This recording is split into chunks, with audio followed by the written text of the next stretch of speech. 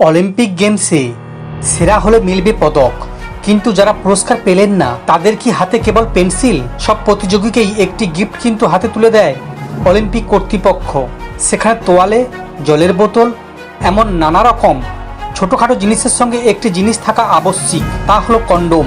চলতি প্যারিস অলিম্পিকে যেমন বিলি করা হয়েছে 3 লক্ষ কন্ডোম, শোনা যাচ্ছে এমনটাই। তার মোড়কে আবার খেলোয়াড়দের প্রতি ফেয়ার প্লের উপদেশ। যৌনতা বাধা না থাকলেও সঙ্গী বা সঙ্গিনীর মতামত জেনে তবেই সে সঙ্গমে লিপ্ত হওয়া উচিত, সে কথাটি মনে করিয়ে দিচ্ছে এই মন্তব্য। আসলে অলিম্পিকের সঙ্গে যৌনতার গোপন খেলা চলে আসছে বহুদিন ধরেই। অ্যাথলেটসদের মুখে মুখে গল্প গুজবে সে কথা ছড়িয়ে পড়ছে বারবার। এমনিতে জিমন্যাসিয়াম কথাটি এসছে প্রাচীন গ্রিসের যে জিমনাস শব্দ থেকে, তার অর্থ হলো নগ্ন। প্রাচীন অলিম্পিকে প্রতিযোগিতার গায়ে সুতোটুকুও থাকতো না। নগ্নতা ও যৌনতা সমার্থক না হলেও তাদের সম্পর্ক নিবিড়। এখনকার অলিম্পিকেও সেই সম্পর্ক ধরে রেখেছে সযত্নে। শারীরিক সক্ষমতা তুঙ্গে থাকা পৃথিবীর শ্রেষ্ঠ অ্যাথলিটসরা যেখানে জড়ো হচ্ছেন, সেখানে শরীরের খেলাও যে জড়িয়ে যায়, সে কাহিনী অলিম্পিকের আড়ালে আবডালে ঘোরে।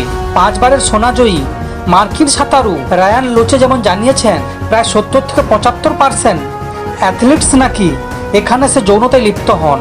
2 বারের সোনাজয়ী মার্কিন ফুটবলার হোপ সোলো জানিয়েছেন, প্রকাশ্যে কখনো মাঠের ওপর, কখনো 2টি বাড়ির মাঝখানে খেলোয়াড়দের যৌন ক্রীড়ায় মেতে উঠতে দেখেছেন তিনি। পরিসংখ্যানে জানায়, সঙ্গী খোঁজার জন্য নানা রকম অ্যাপ ব্যবহার করার জন্যও ইদানিংকালে দিব্যি চালু গেমস ভিলেজে। 2012 সালে লন্ডন অলিম্পিকের সময় একটি বিশেষ অ্যাপ ব্যবহারের শীর্ষে ছিল লন্ডনই।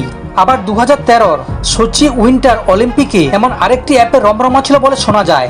2000-এর সিডনিতে প্রাথমিক অর্ডার ছিল 70,000 কন্ডোম, তাতে না কুলোনোয় মাঝপথে আরও 20,000 অর্ডার দেওয়া হয়। এরপর থেকেই অলিম্পিকে 1 লক্ষ কন্ডোমের অর্ডার ধার্য করা হয়েছে।